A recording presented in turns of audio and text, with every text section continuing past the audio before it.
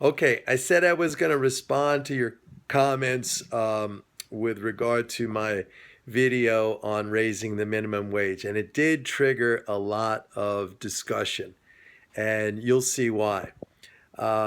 Basically, the answer is very simple, and you had comments from people saying, "Well, Mike, if you think raising the minimum wage is so great, and according to your, arguments, why don't you raise it to $50 an hour? Why don't you raise it to $1,000 an hour? If 15 is so great, then just keep raising it."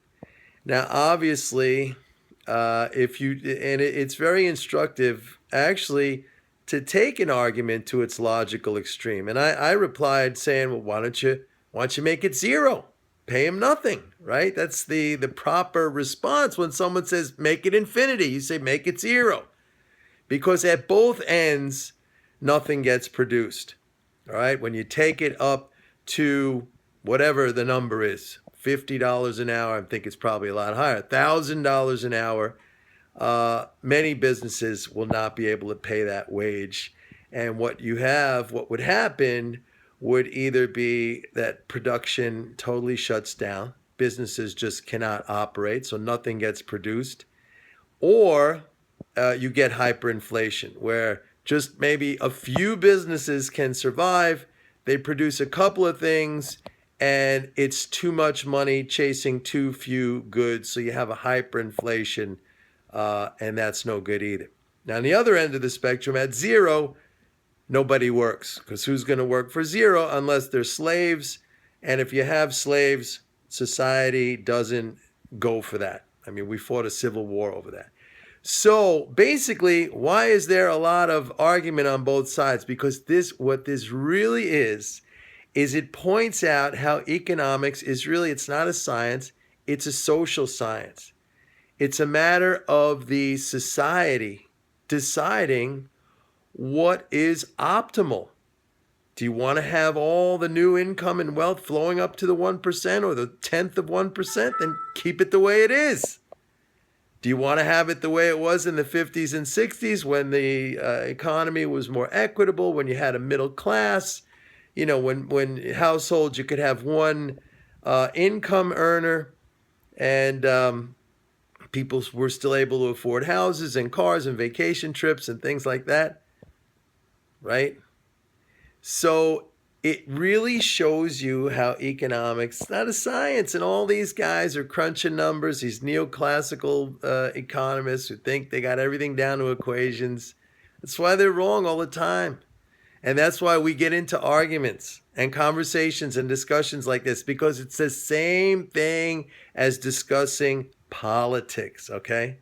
What's the one thing you never want to discuss when you meet someone for the first time, right? They say religion or politics. Same thing here.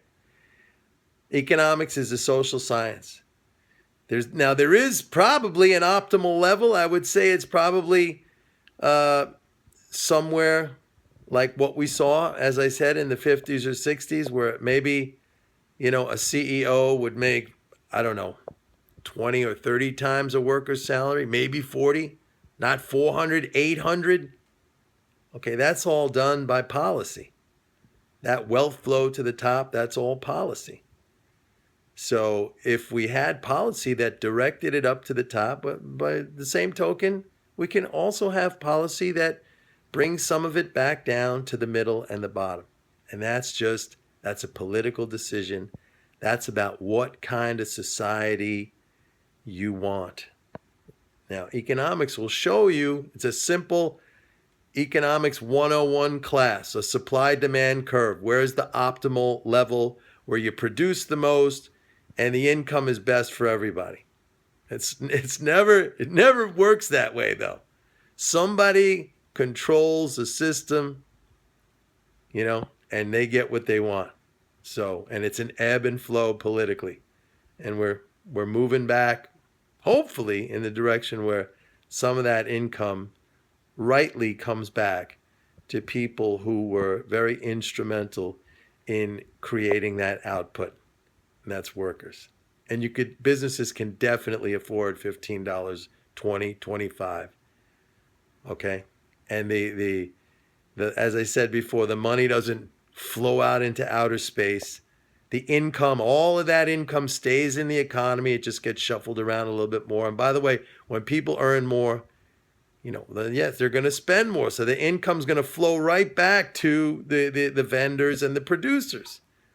Now, some of it'll get saved, yeah, but that'll be the evening out, at least to some degree, of the disparity that exists right now.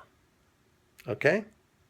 So we can have this discussion. It's never going to be resolved. It's going to be your opinion against mine. There is no perfect answer to this.